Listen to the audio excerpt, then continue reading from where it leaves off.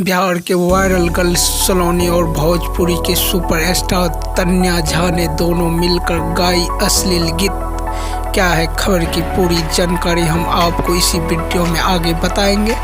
अगर इससे पहले आप मेरे चैनल पर नए हैं तो मेरे इस चैनल को सब्सक्राइब और वीडियो को लाइक ज़रूर कर दें। वायरल गर्ल सलोनी का कहना है, मैं अब अश्लील गीत गाऊंगी, मुझे किसी का डर नहीं है क्योंकि मेरे साथ है मेरी दीदी तन्या झा।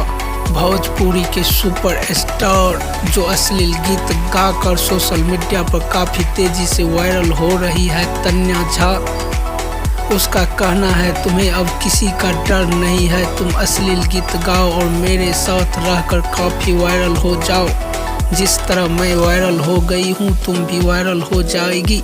अगर तुमको कोई कुछ बोलता है तो उससे मैं निपट जरूर लूँगी।